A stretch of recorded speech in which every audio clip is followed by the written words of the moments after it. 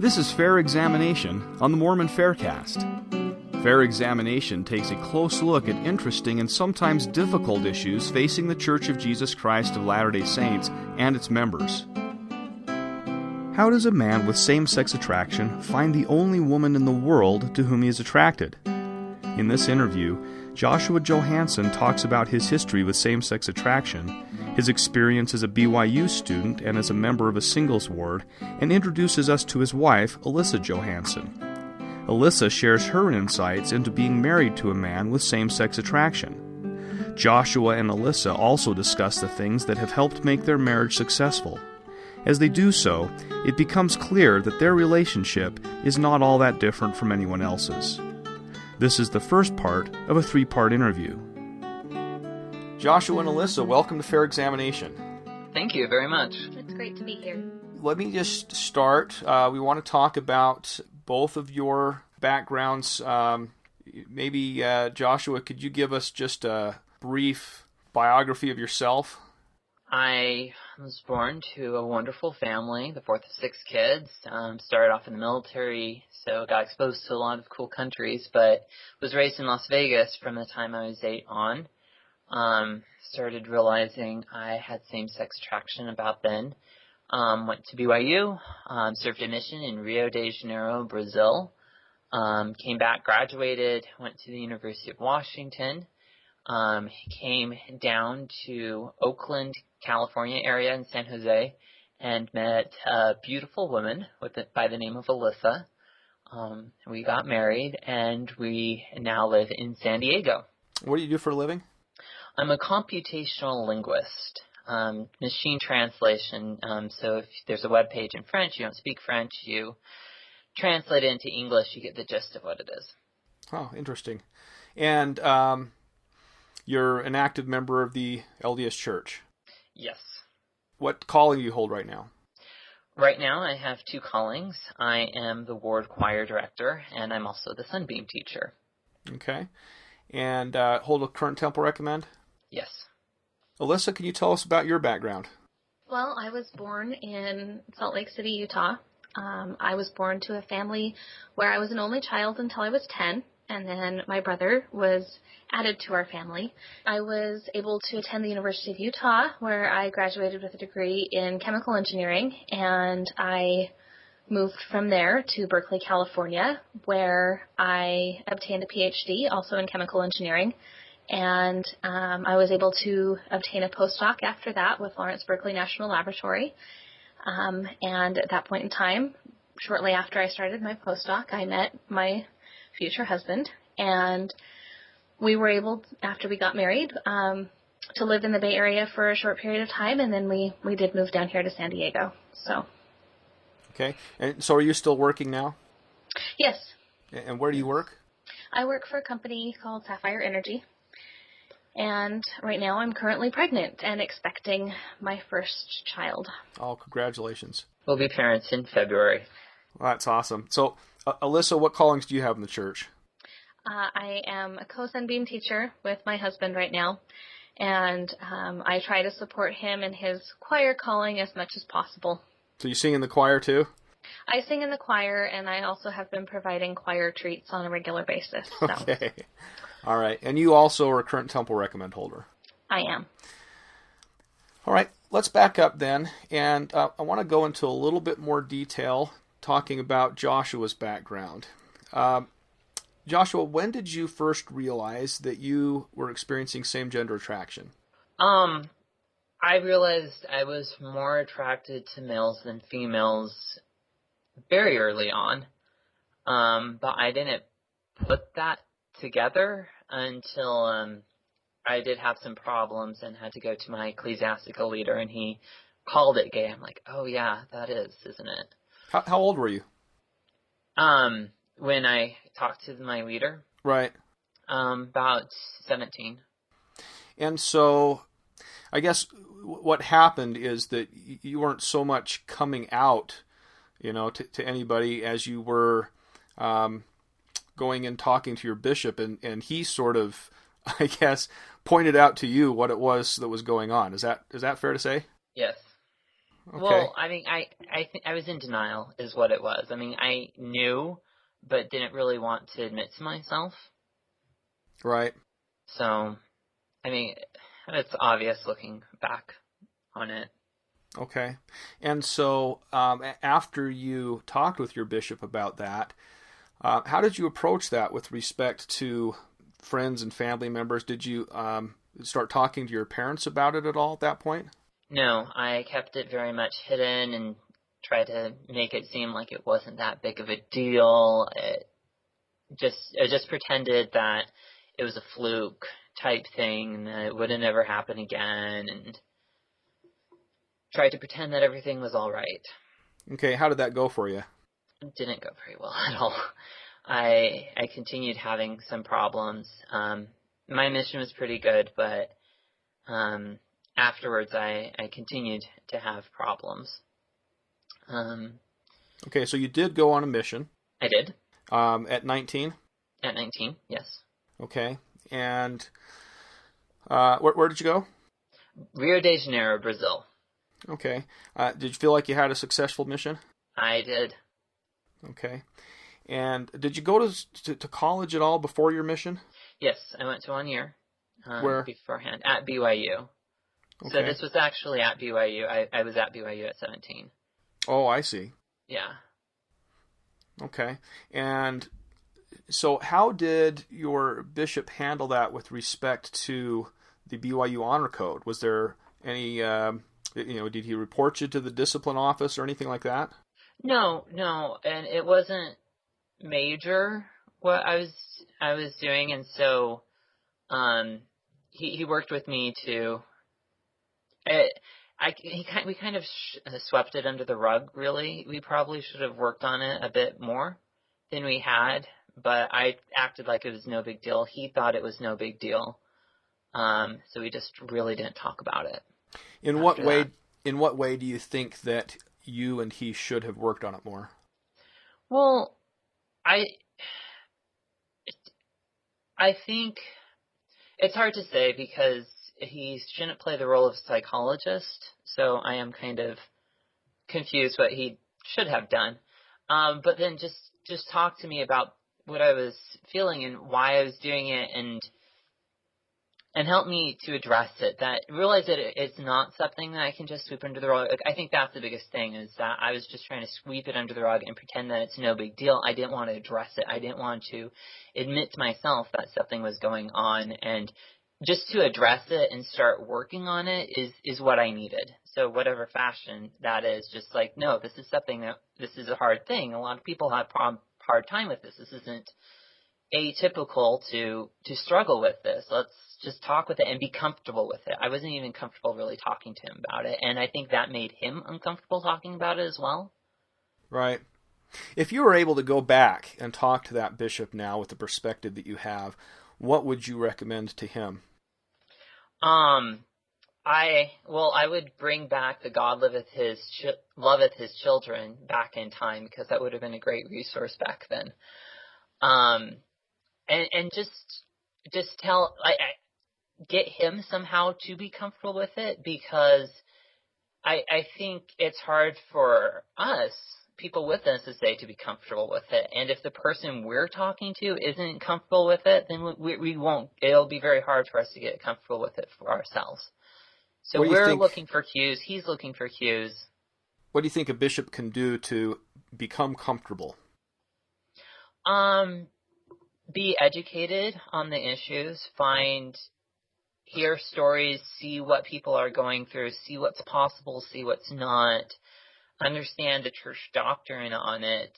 I've talked to several bishops throughout the years, and one of the main feelings I get, especially in the 90s and early 2000s, was they just didn't know and didn't know what to say and didn't want to say the wrong thing, so didn't say anything at all. They were very uncomfortable with it, which made me uncomfortable with it. And so, I guess, are you saying that you went to BYU for 1 year before your mission and then later went to the University of Washington, or did you return at some point to BYU? I returned to BYU, yes, and then graduated there. Oh, okay. And the University of Washington was for my master's degree. I see. So, tell me about your experience at BYU in general. with respect to your same-sex attraction. And maybe I should put that in a little context. There was a speech that President Samuelson, the president of BYU, gave to the Scottish Parliament this summer. And he was criticized by, well, at least one member of the Scottish Parliament, or at least the member of Scottish Parliament criticized the body for allowing President Samuelson to speak.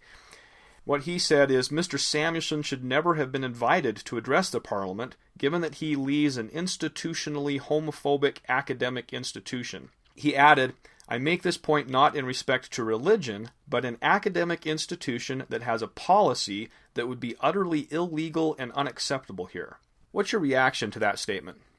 So, my first reaction is that there are plenty of places and institutions where someone with same-sex attraction can go to, where they can openly have a same-sex partner and embrace homosexual activity.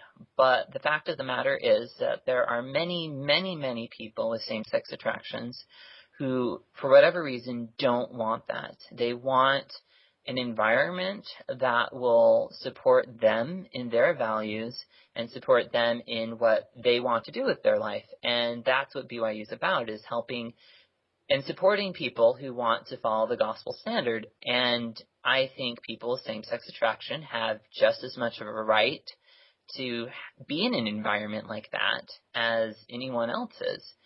And I think to deny people with same-sex attractions who want to be in an environment like that the right to be in that environment, that's what I would consider homophobic.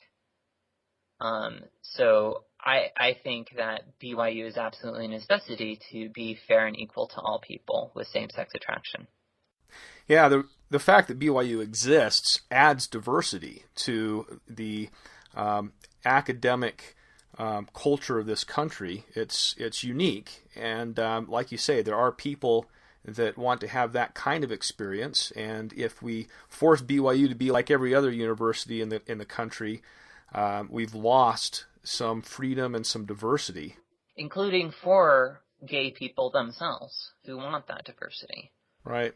So, because there's a lot of diversity within the gay population, and I think a lot of people don't recognize that. Are you aware of any figures along those lines? What proportion of people experiencing same-sex attraction choose not to engage in same-sex activity? So the most recent study that I've seen is from the 1990s, so it's a bit old, but they had less than half of the people who admitted to having same-sex attraction at some point in their life ever participated in same-sex activity of one sort or another. That was in the United States, so in other places I'd imagine it to be different. But that's what it is in the United States. And I've also seen through the Straight Spouse Network that there's approximately 2 million marriages where one of the people have same-sex attraction, again, in the United States. And comparing that to numbers of the census, which has about 700,000, these are rough estimates, I don't remember the exact numbers, but same-sex couples in the United States, the proportions, I think, are a bit different than most people would expect. I think people who are in same-sex relationships tend to be more open about their same-sex attraction and more vocal, and I think people hear the more vocal side of things. So what's the source for that figure you gave me about the percentage of people who engage in same-sex activity who are experiencing same-sex attraction? So it's the Social Organization of Sexuality, Sexual Practices in the United States, and that's by Edward O. Lauman, and okay. It's one of the largest studies about sexuality in the United States as of date. Oh, it's fascinating. Tell me a little bit more about your experience at BYU then. Did you engage in therapy while you were there? Did you ever have any run-ins with the Honor Code Enforcement Office, or And ever had a bishop threaten to report you to the honor code office or threaten to kick you out of the university? I did have some disciplinary action there. I did work with the honor code office. I went into the honor code office when I talked with the bishop, and I'm someone who likes to do things the right way. So even though I messed up, I assumed responsibility for my mistakes, and I went in and talked with them, and they offered me counseling, which I accepted and was great. I set up an appointment with the counselor, and they wouldn't talk with the counselor because they wanted it to be just one-on-one. And so the problem was with pornography. I had looked at gay pornography. And so when I first talked to the counselor, I was still not really ready to admit to myself that I was having problems. So I actually lied to the counselor and told him I was looking at female and male pornography. I thought that might have been safer than just saying I was looking at male pornography. And you know you have to be pretty bad to lie in the Mormon church saying you're looking at female pornography in order to fit in. But that was my thing. And the counselor was really great. I was part of a group therapy session where everyone who's dealing with pornography issues or things around sexuality was in. And that's actually where I met the first person with same-sex attraction. He was actually married, but had a little problem with viewing gay pornography, and he talked about it and was very open about it. And I was really struck with how comfortable he was, and just he recognized the problem, but at the same time he didn't act like he was the worst human being ever, which I think I had the tendency to do. So I was impressed by his confidence, and as I talked to him about it, and he introduced me a lot to what was going on and helped me be more comfortable with who I was. Okay, and so that kind of leads into something that I wanted to talk about a little bit was your experience with therapy and what role therapy has played in your life. So what is your view on therapy with respect to same-sex attraction? I had several counselors that I absolutely loved. I had therapy with Jeff Robinson, and he helped me a lot with the issues that I was going through. For me in particular, and I think it's similar for a lot of people with same-sex attraction, is that there's a lot more going on than same-sex attraction. We've learned to blame a lot of things going on in our life on same-sex attraction. That's not necessarily the case. So for me, just learning to be comfortable with who I am and still holding strong to what I know is right was very valuable.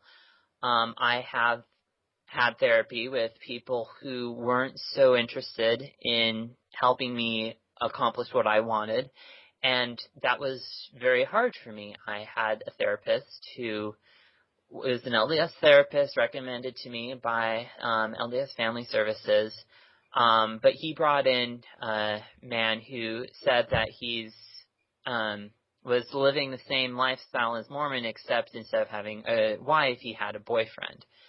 And I talked to him, and it became apparent that there were other issues of his life that I did not want to emulate. But it wasn't an environment where I felt particularly that he was supporting me in what I wanted to do. And that was one thing I really appreciated about BYU, is I was able to go and get therapy there that is what I wanted, where I felt that they respected me and supported me in what I wanted to accomplish.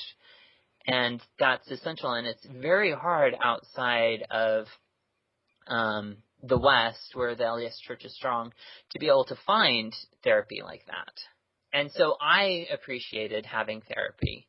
But I also realized that other people with same-sex attraction didn't have the same issues that I have, are more comfortable and are okay living the standards of the gospel, and either okay with their opposite-sex spouse or being celibate. And I feel there's a lot of pressure in the church to get therapy, whether you want it or not. And I think that can be hard too if you're not wanting to change and don't see a point to it. The church doesn't require you to go to therapy. It doesn't require you to do anything with regards to therapy. It asks you to obey the law of chastity, and it's because it will prepare us to live with God again, and that's what's important. So I really appreciated being able to go to BYU and having people understand that about me and what I wanted. So what support groups exist out there for people who experience same-sex attraction that are consistent with church standards?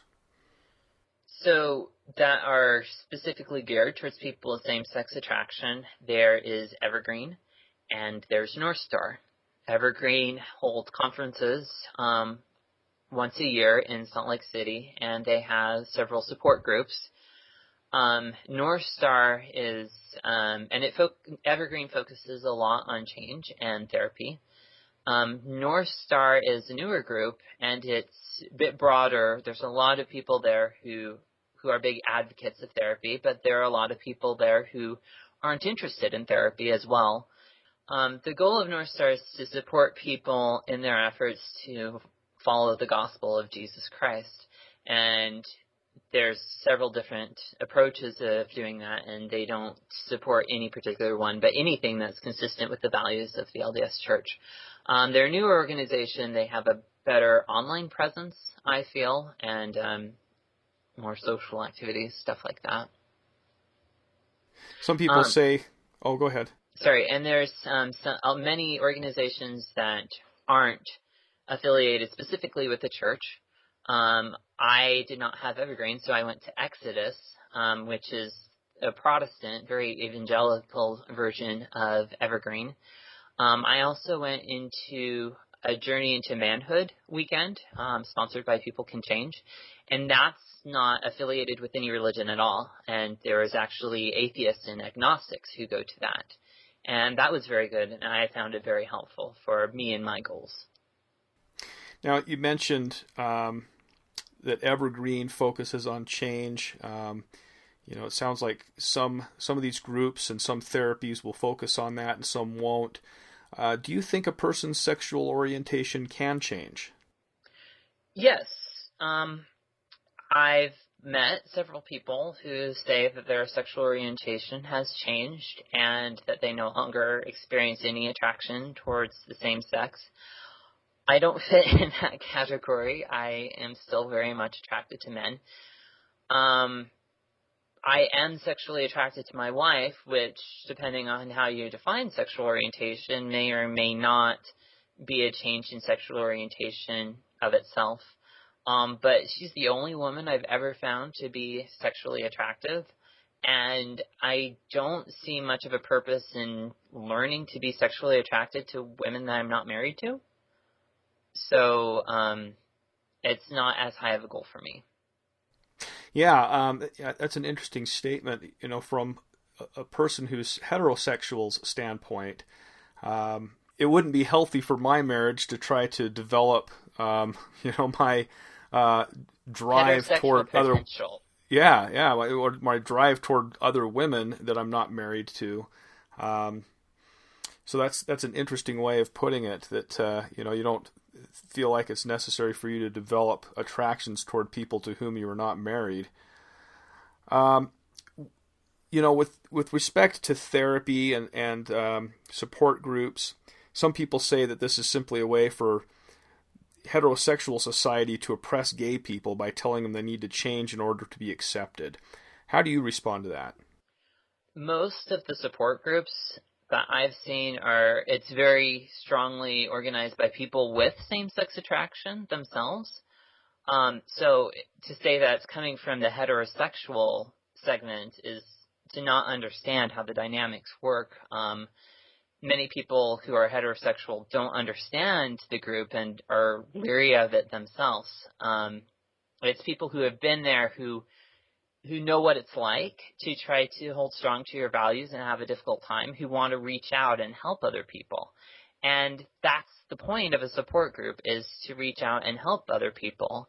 There is a study by the American Psychological Association. They asked the task force to look at several different sexual orientation change efforts, including support groups. And they found the support groups to be just that. They said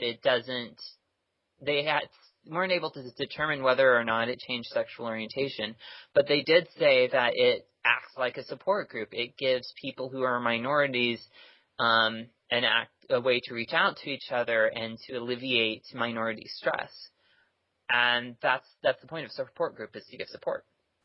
You know, your experience is one that I think would be helpful for a lot of people to emulate, in the sense that, you know, you went through the typical experience of recognizing you're experiencing same-sex attraction, struggling with that, seeking out support groups. You seem to have reached a point in your life now where you have a healthy view of your own sexuality, where you fit in the church, where you fit in society. You're open about it, and you try to help other people. To what do you attribute your success in getting to the point where you are now? God.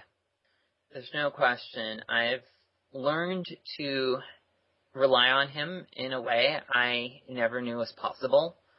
I've learned how the atonement works in my life. I've learned that we all are imperfect, and we can't ever try or expect to be perfect by ourselves. And that's why he gave Christ for us, so Christ would come down and take upon him our sins and our trials and tribulations. And I think learning that I'm not the one who had to carry that burden, that was Christ's burden to carry, and that he's giving me another yoke that is light and easy to bear, that's so much better than me trying to do it by myself. How did you come to realize this? How did you come to learn how to apply the atonement in your life to ease this burden that you've been bearing? I mean, years of church, prayer and fasting and scripture study, teaching out my mission to others, and specifically with same-sex attraction, I received a lot of help from some good bishops. So in the Bay Area particularly, I had a bishop who really, really was great, who just loved me no matter what, and he was comfortable with it. I think part of it has to do with the geography. It's hard not to be exposed to it in the Bay Area. And he talked to me and sat for long hours and hours on end, helping me to understand these things. And then applying it in my life. And also another thing that really helped me, one of the things that I got a lot from support group is some excellent examples of people who have gone before me, people who have learned to be okay with who they are and learned to be okay with relying on Jesus to make up for their shortcomings and not try to do everything themselves, which has always been my struggle. So you finished up at BYU, and you went to the University of Washington. So after you finished school in Washington, I guess you got your job in the Bay Area. Is that what happened? Yeah, I got an internship down there, and then that turned into a job. Once you moved to the Bay Area, we haven't talked a lot about the extent to which friends and family knew about your same-sex attractions.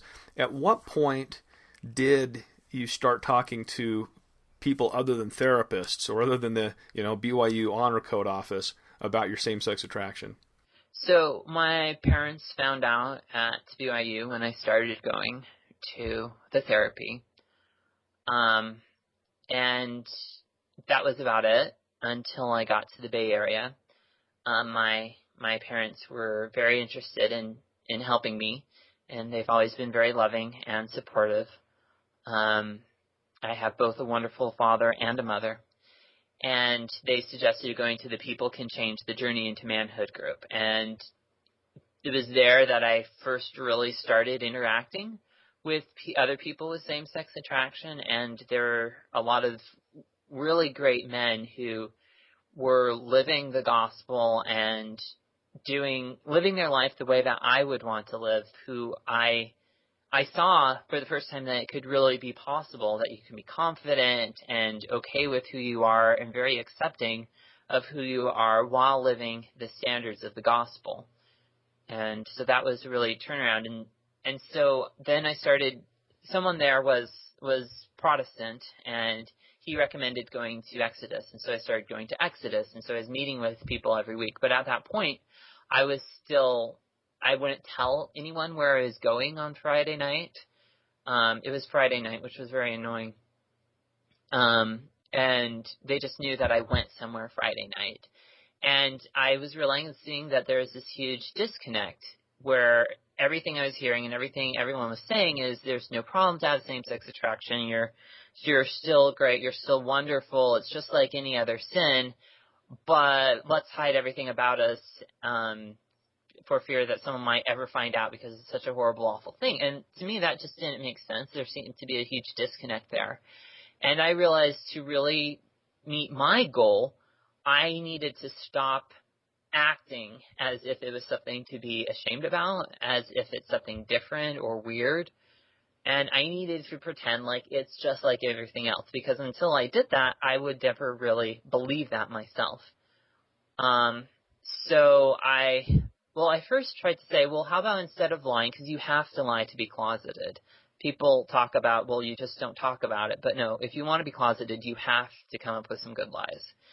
And so I'm like, okay, I'm going to not lie. That's my goal. I'm just not going to lie. But then people ask, oh, where are you going Friday? Well, do I drop the bomb and say, hey, I'm going to this pray away the gay thing, my bobber? That, I mean, it's just, it's hard to casually mention something like that, you know? And so I was assigned a talk to talk about God's love for us, and it seemed appropriate to talk about how I felt God's love for us through my dealing with same-sex attraction. And I talked to the bishop, and he was okay with it, and I didn't dwell on it. I mentioned it, but it's not something that you blow over very easily. It's everyone caught up on it. And it was terrifying to get up in front of my whole young single adult group and not knowing how they'll react, and not knowing anything, just basically changing my whole relationship with everyone in an instant. But I got up there and I told them, and as soon as I did, it was a huge burden that was lifted off me, where I'm like, I don't have to hide. I don't have to lie. I don't have to pretend to be something I'm not. People are going to understand me. And everyone was really great. They all came up and congratulated me and said I did a good job and that they love me and support me no matter what. We got a lot of those a bit too sympathetic people that I was talking to you about earlier. And I actually had quite a few people come up to me, some with same-sex attraction and some people with other struggles, who said, you know, I go to Alcoholics Anonymous, and that's hard going to a young single adult ward because I'm afraid that people are going to find out about me. But because you spoke, I feel like I can talk to you about it. And that was really cool to me, and I was able to open things up and see a side of people that I hadn't seen before. And for the first time, I felt people were getting to know me, and it enabled me to make friends in a way that I never had before. So this was in the Bay Area, you said? Yes. And so up to this point, had you been open with your bishops about your same-sex attraction? Yes, after BYU. Yeah, okay. I mean, that introduction was saying that I looked at both male porn and female porn was the introduction to me being honest. Because before that just said that I struggled with female porn, and that was not accurate. So how did your bishops respond to you with respect to the church? Was there any way in which you felt like your church activity was limited simply on the basis that you're experiencing same-sex attraction? Definitely not same-sex attraction. Every single one of them emphasized over and over again that it had nothing to do with the same-sex attraction. It was the viewing of sexually explicit material that was problematic. Okay. Which would be true for a heterosexual male. Right. Okay. And so before this point that you gave this talk in church, you didn't have any friends that you had come out to. Right before, because I decided that that's not the way I wanted my roommates to find out, because I thought that might be a bit uncomfortable. So I had told them before coming out. I did have a roommate right before I went to the Journey into Manhood weekend. It was me and him in right when I moved to the Bay Area, and I had dated this girl, and things were going good, and I was excited, because things seemed to be working. And then she prayed, and she felt like she shouldn't date me anymore. And so she said, I don't know why I'm having a great time with you, but I feel like God wants us to break up. And that was really hard for me, because that was the first time, okay, God actually doesn't want me to date this woman. And it was really hard for me to take. And my roommate, because we were pretty close, he sensed that something was wrong. And so he asked me, he said, I'll be there for you. I'll talk to you. It doesn't matter. You can talk to me about it. And so I did open up to him. And the next day, all of his stuff was gone, and he left me a note saying never to talk to him again or try to contact him. And that was really hard for me. I was crying. I run to deal with things, so I just run out and run. I didn't even bother putting shoes on. So I was just like in my socks running in the street because I just wanted to run, and I ended up close to someone's house who I was kind of friends with, and I went in, and her roommates were there who I didn't know as much, but I didn't care, and I spilled everything to them and told them everything that was going on. So that was a big coming out to people. But then after that, I kind of went closeted again. And so this roommate that you had, was he a member of the ward? Yes. And so did he continue going to that ward, or did he just move out of the ward? Nope, he moved out of the ward. Wow. Did you ever contact him again? Did you ever have any interaction with him after that? I did happen to run into him at an area single adult event. And it was just kind of awkward. He was only we were both there for internships. I ended up getting a job at my internship and continuing there where he went home. So. And so he never apologized or anything after that, huh? No. That's too bad. Yeah. So you're talking about the girl that you had broken up with just before you came out to your ward. What kind of experience did you have in general dating as you were going through college? I've always been really good friends with women. I seemed to have connected better with females in general, better than males. And so I'd go on dates, and I enjoyed dates because I enjoyed being with women, but it never had that romantic aspect to it.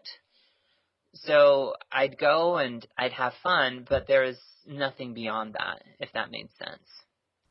So how long would you continue dating someone? Did you ever have, it sounds like you had at least one long-term dating experience before you came out to your ward. So that, we had just barely started dating when that happened. So it was like a week after our first date that happened. Oh, interesting. So that wasn't a long-term thing. I thought it might be because I was starting to enjoy it and she was, and then she prayed about it and felt like she shouldn't continue. And then I did have another one. So it lasted a month, which was phenomenal for me. And we dated. It was exclusively for a month, and it was great. And then she found out, I told her about my pornography use, and she dumped me after that. Okay. So, yeah, I was excited about that, but it didn't work out. So you came out to your ward, and how did that affect your interaction with the young women in the single adult ward? It was great. I was really surprised. I quickly started dating someone after that, and it was a really great experience for me because for the first time I could be open with the person. I think that was part of my problem is when I was trying to date with them, I would never open up to them, and so nothing could develop, because I was always on guard and I was always pretending. And she knew that I had SSA. She actually moved into the ward after I came out, but it was on my Facebook, and she read my Facebook. But when you say she, who are you talking about? You want me to use her name? Oh, well, I guess I was wondering if we're moving into talking about Alyssa now. No. So this, when you say she, are you saying that there was only one girl that you started dating after you came out, or? I went on a couple dates, but then I was trying to make things work in more of a serious relationship with this woman. I really enjoyed being with her, and we were great friends, and I could continue being with her because it's an interesting thing is before I came out and I was dating women, I'd always have this tension in me building up because I was constantly pretending, and I felt like I couldn't be who I was, and so after a while it was very stressful and I couldn't deal with it anymore, and just things didn't happen. So with this woman, I really enjoyed being with her, and that tension was totally gone because she knew who I was, and it was great just to be with her. But after about, again, a month of dating, I talked to her, and because we hadn't kissed, and I said, I have no desire to kiss you whatsoever. I enjoy being with you, and it's great, but I just don't like you that way. And she understood. I mean, I said on the onset that I don't think this will work, but I'm willing to give it a shot. And that was her attitude too. So it was, I felt it was a good breakup, and we continued to being friends afterwards. I mean, what better excuse can you do? It really isn't you, it's me, right? It's the greatest line. I'm gay. Fine, okay, I get it. No hard feelings. It's great. And so it sounds like that your dating situation, I guess, in a way, improved from what it had been before after you came out. Definitely, without a shadow of a doubt. It was so much better. And I was surprised that the women were still able to date me. And that was my biggest concerns coming out, is that I wouldn't be able to find any roommates, because there was 5 people in the house that needed to be filled, and if it wasn't filled, we had to pay a significant hike in rent, which is really bad in the Bay Area, and then I wouldn't be able to date, and neither one of them is true. We still had lots of people who wanted to room with us, and lots of girls who wanted to date me, so. Wow, so your experience with men in the young single adult ward and with women in the young single adult ward did not, it was, well, you had the experience with the roommate that moved out. And so there's that negative experience. But aside from that, it sounds like in many ways your interaction with people in the young single adult ward improved. Absolutely. Yeah, that was very much an anomaly. And actually I'm grateful for the anomaly because... The anomaly of your roommate moving out. The anomaly of my roommate moving out, because for me, I'm like, well, this is the worst thing that can happen. And I got over it. So it really got me over a lot of my fears. So, because I think the unknown is more scary sometimes than the known. Mm-hmm. And I knew what it was like to be rejected. So I was more okay with it. Yeah, I made my best friends there, and I still miss them terribly, living here in San Diego, and because I was able to connect on them for real and talk about real issues with people and be myself. My friends that I made there were much better than anywhere else I've ever made friends. So how did you first meet Alyssa? I was at a salsa dance, and there were lots of women from my ward there.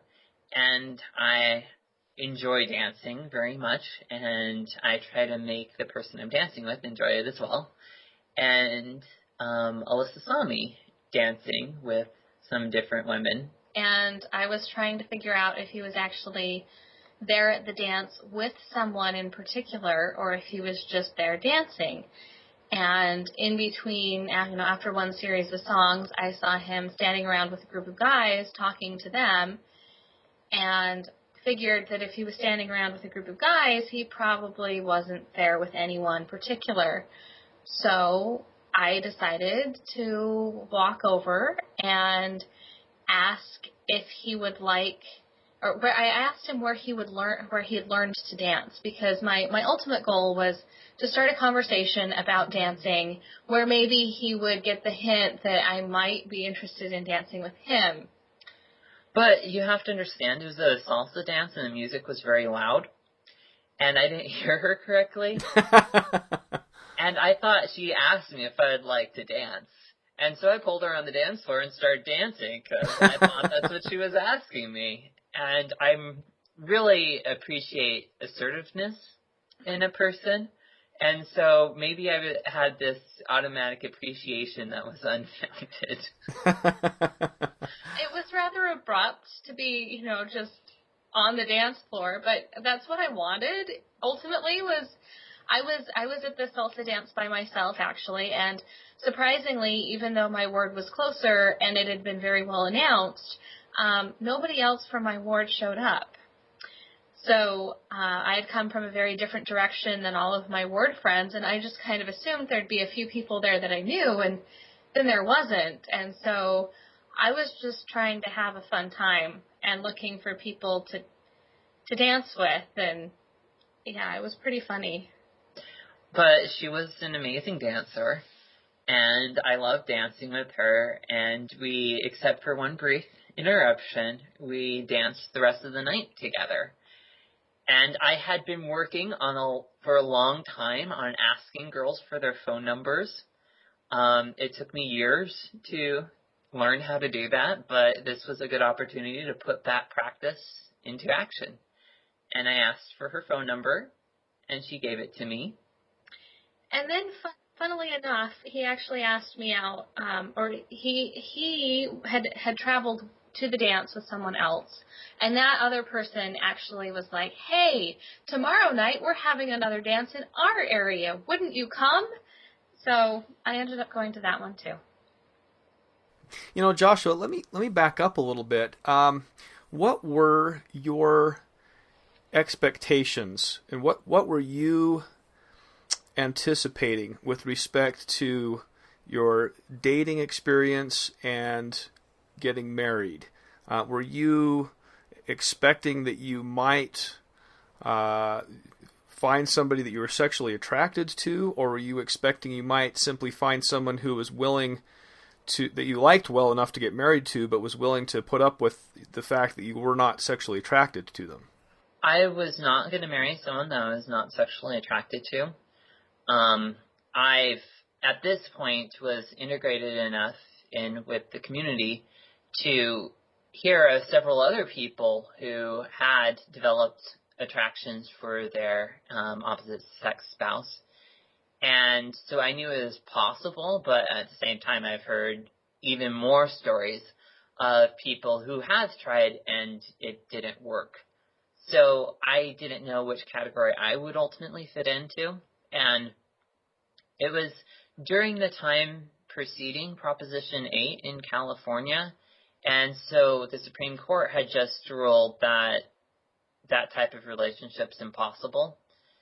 And I was getting very frustrated with a lot of, because everyone's saying that this type of thing just didn't work. And so I actually called my friend who was the first person at BYU who is married, and he assured me that after all the years since we first started talking, he was still just as in love with his wife as he always was, which was very much, and that things were working out well for them. But I came to the conclusion that even if it didn't work out, I would rather have the peace that comes through following the gospel and live a lifetime of celibacy than to have the companionship which I was craving, but not have the peace that comes with the gospel. And I do think it's interesting that it was right after I made that internal decision that I did find my wife. And I do think that God wanted me to come to that point in my life, and that was important for my eternal progression.